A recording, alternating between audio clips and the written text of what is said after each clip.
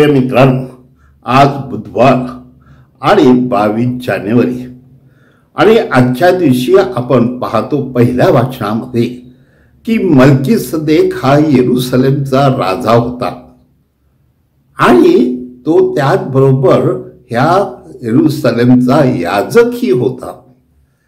म्हणजे ही दुहेरी भूमिका बजावून तो लोकांबरोबर राहत होता. आणि माझ्या प्रिय मित्रांनो, त्याच काळामध्ये जेव्हा अब्राहम आपल्या शत्रू सैन्याविरुद्ध लढाई करून परत येतो, त्यांचा पराभव करतो आणि त्यातून त्याला जी लूट मिळते त्या लुटीतील 10वा हिस्सा तो परमेश्वराला अर्पण करतो, म्हणजेच याचकाला देतो. केवळ त्या याचकाने म्हणजे देवाने मला आशीर्वाद दिला म्हणून मी जिंकलो, ही त्याची भूमिका होती. आणि तेव्हापासून माझ्या प्रिय मित्रांनो, चर्चमध्ये ख्रिस्ती चर्चमध्ये सुद्धा 10वा हिस्सा देवाला देण्याची परंपरा आहे. आणि विशेषतः ते आपले पहिली 5 पुस्तकं आहेत, त्यामध्ये अनेक ठिकाणी त्याची नोंद आहे. परंतु एक गोष्ट महत्त्वाची आहे की देव आपल्याला देतो त्याची ऋण आपण विसरू नये आणि त्या देवाशी आपण एकनिष्ठ असावे म्हणून त्याला देणं आवश्यक आहे. जीवनामध्ये अनेक वेळा लोक कुलकुल करतात की आज चर्च सपोर्ट आहे, तर चर्च सपोर्ट कशाला, त्याची काय गरज आहे, आणि ते देत नाहीत.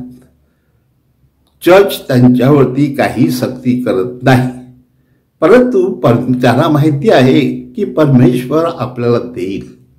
आणि जे अनेक लोक खरोखर त्यांना वाटतं की चर्चने माझ्यावर खूप उपकार केलेले आहेत आणि मी देखील चर्चच्या अनेक गोष्टी वापरतो आणि त्याद्वारे मी दिलं तर परमेश्वर मला त्याचं दुप्पट देईल, हा देखील त्यांचा विश्वास असतो, म्हणून ते नेहमी देत राहतात.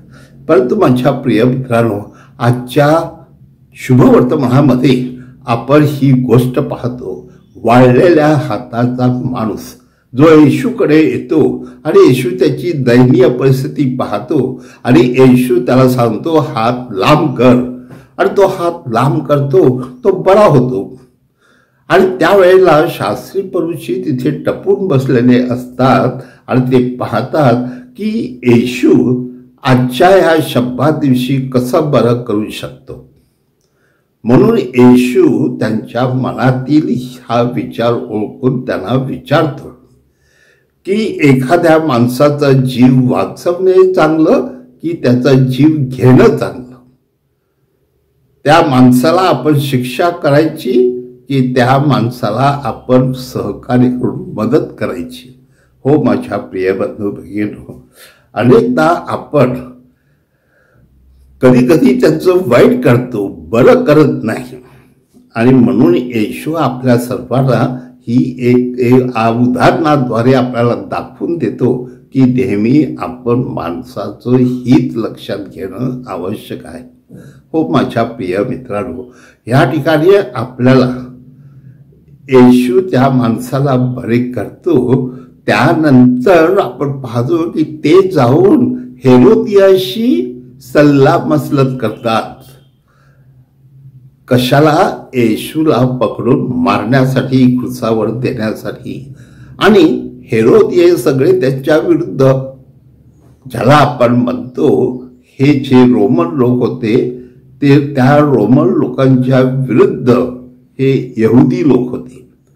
आणि पुन्हा तरी सुद्धा येशूला मारण्यासाठी ते दोघे कसे एक होतात, ह्यावरून आपल्याला दिसतं परमेश्वर कुठे आहे.